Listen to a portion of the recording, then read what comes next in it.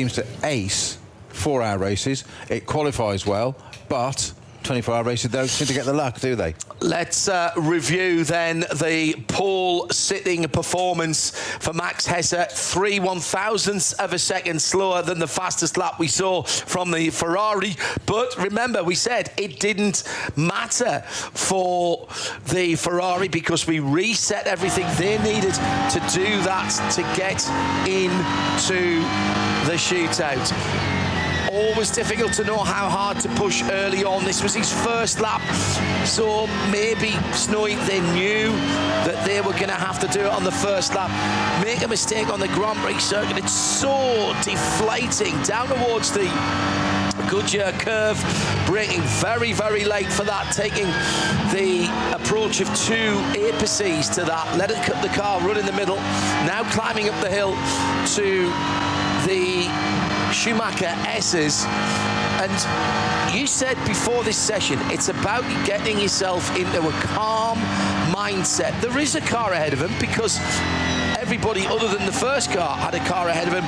He's got to kind of ignore that and just get into his own rhythm. It is, and one of the things you can do, you're absolutely right, not take too many risks, but you can get into that flow straight away on the Grand Prix circuit. You can afford to push a bit more there because you've got greater runoff areas. So if there is a mistake, you lose, you've got less risk.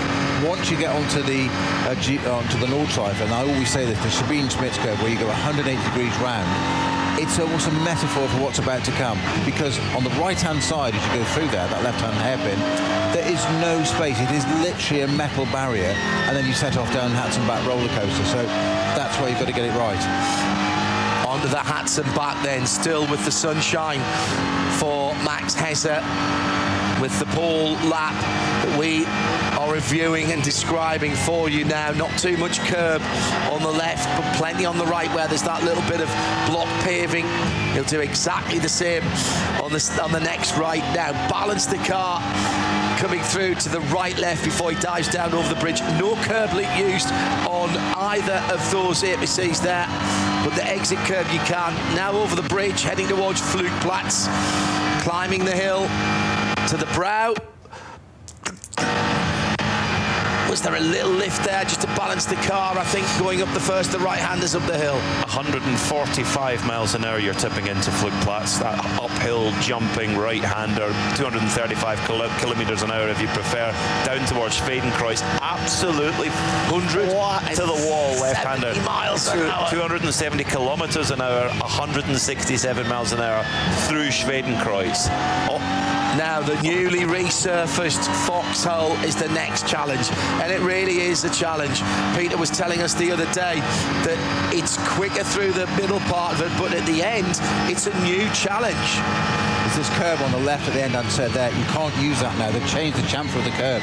You used to be able to fly out of that and then stop. Now you can't. So you're getting it all on the way down, but you've got to be mindful of that at the end of it. It's a different mindset, and it's totally different for these guys, but absolutely just so metronomically precise here from Max Hesse so far. Not even halfway through the lap.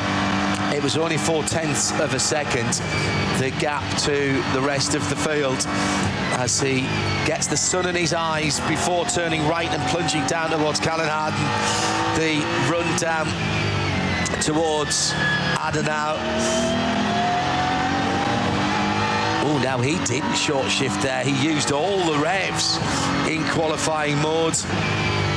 Nice big lift for the second of the right-handers coming down to Verstappen now. There's one more right-hander. And there was a short back up and down. Yes, again. he was. Very quickly. Between, Gaining on the car in front here, and this could be very, very important as he comes down the hill towards the bridge at Adenau.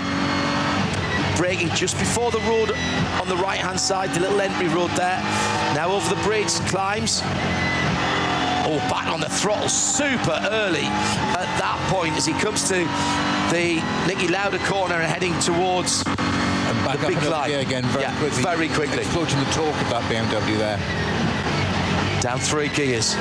Get that apex right to the red and white curb. Now, from here, pretty much to the top of the Caracciola carousel, you're climbing all the way, and this is flat. You do not lift. You do not lift. You do for mud curve. Well, you do for mud curve, yes, but not through this bit here. That third of the left-handers, it tightens, and visually it tightens even more because the runoff is getting narrower and narrower. His mud curve coming up right now. Down a gear. And then straight back on the throttle to balance the car. No curbs taken through this part. He's coming up to the base of the climb to the carousel. That is so neat and tidy, isn't it? Phenomenal stopping power. Him at the big tree in the background and the end of the advertising holdings. Drop in. Patience, patience, patience. You're on the concrete. It's rumbly. It's bumpy. Now get on the throttle and pop out like a cork from a bottle. Starting to climb again. He's hardly taken anything out of that car in front at this point. Pointed to the sky here. There's a marshal's post on the far side that you can see. That's what you pointed at. Off the ground here. And then down through the right-hander. Coming down Whipperman now. Yeah, downhill all the way, really, really fast down here. Talk about 200 kilometres an hour maximum speed through the Whipperman section, clattering off the curves, and then all the way around towards Esbach now. Really, lots of fans here. Got to get across to the right-hand side here because the camber, if you're too far across, doesn't help you. Now down into Brunchen. Plenty of block paving on the exit to take. Yeah, lovely. Ice curve. The left-hander. Sun in your eyes for a moment, but the sun going down behind the trees. Huge amount of curve on the exit there. And now he is reeling in the car ahead as he comes down through the Stefan Beloff S. Crossing another bridge here and braking really, really hard when you get down to the bottom of this hill. Now in the Flansgarden Beloff S's, but he's reeling that car in ahead of him.